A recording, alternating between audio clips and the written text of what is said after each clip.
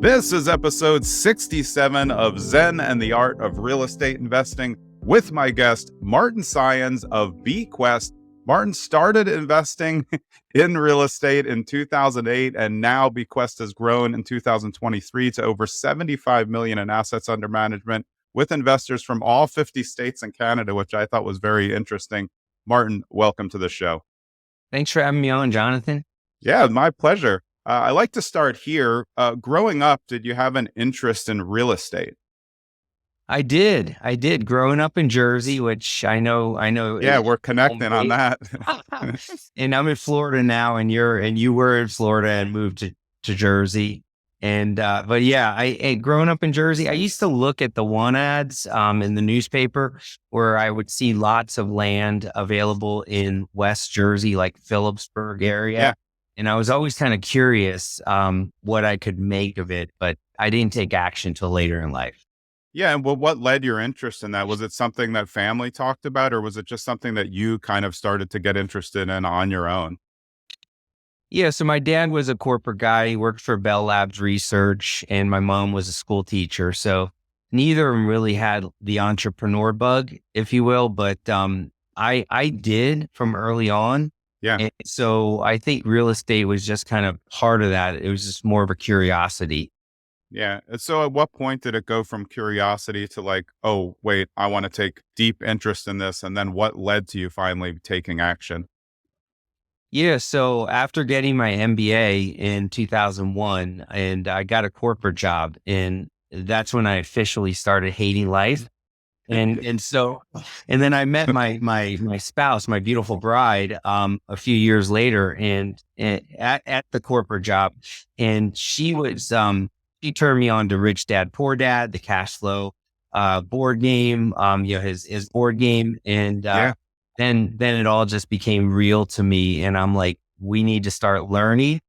But what's interesting is that I got fired from my corporate job because I was really bad at it. And in 04. And then so we started a company together in 05. We went to real estate web seminars. And I don't know if they still do this, but they used to do them in a hotel.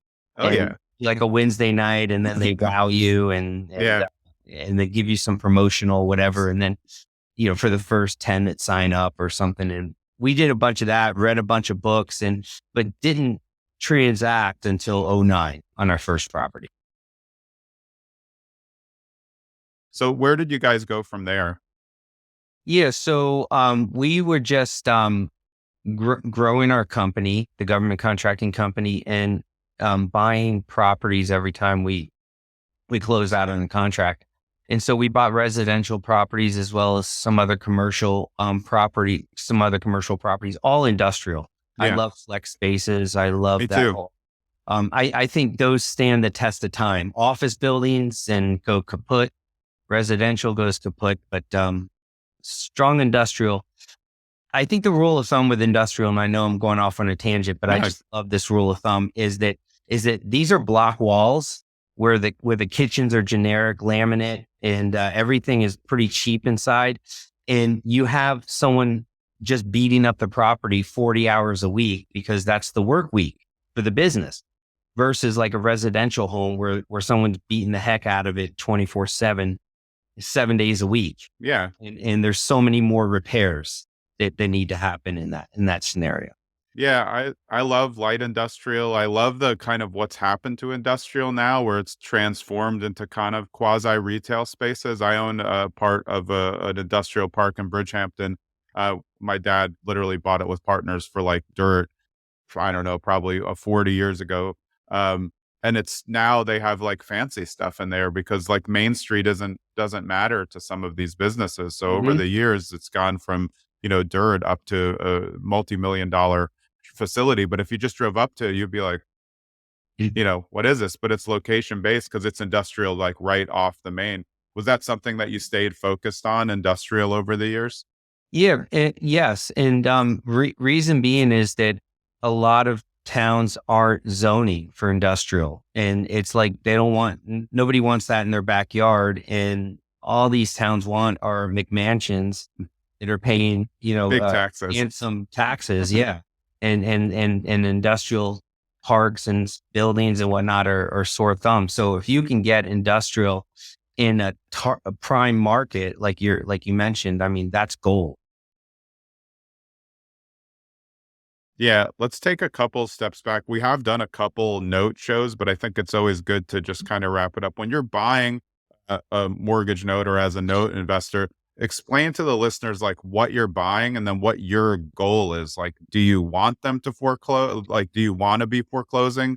I mean, just explain the process a little so that it's a little bit more clear to people who may be just stumbling on it. Like, I don't get it. Why don't you care about the house?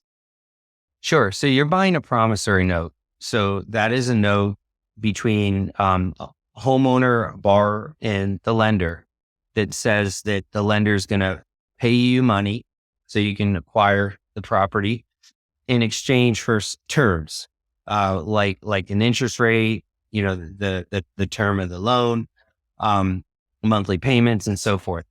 And the mortgage or the deed of trust ties that promise to the property in the form of collateral. So you're buying both of those instruments. The mortgage or deed of trust is recorded at the county office. In the promissory note, you hold the original because you need that wedding document held, and we keep it in fireproof safes here in the office in a very secured part of the office here. So you're buying that obligation and you're assuming all the rights and responsibilities of the original lender. With that sounds awesome, right? Oh, wow, I'm going to buy the $100,000 mortgage for $20,000.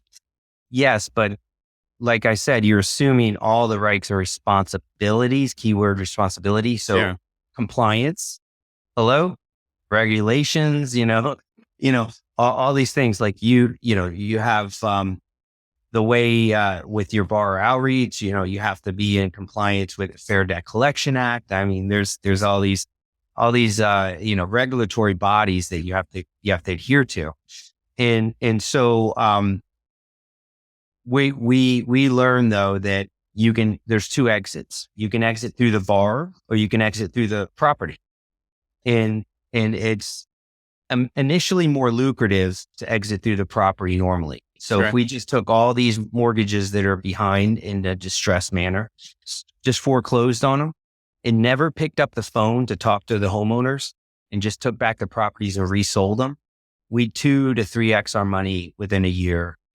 easily. But the long-term play is to help the homeowner remain in their home with a payment they can afford while we make a payment stream for ourselves as a company.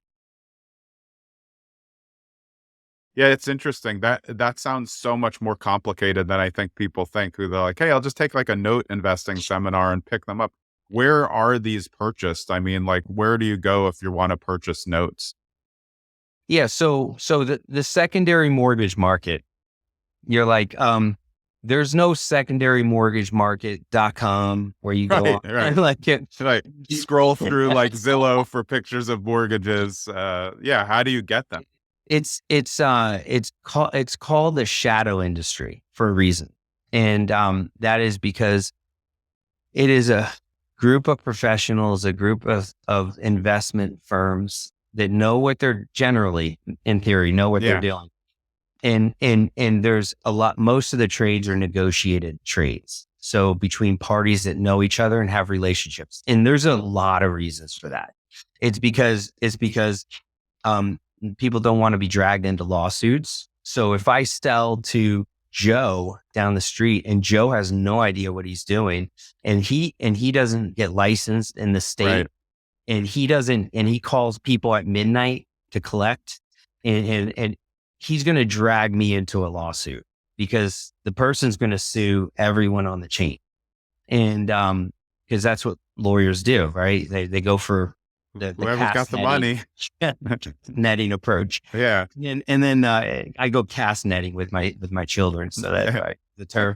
But so people is very guarded. It's a very tight knit community where people know each other. If you're a bad seed, you get weeded out. eventually. But there is a site called PaperStack that is an online exchange for mortgage notes. But here's the thing: is that I would never recommend anyone just go and start buying notes. They need to do a lot of education, research, going to conferences, learning the industry, and building an appropriate sourcing action plan for themselves.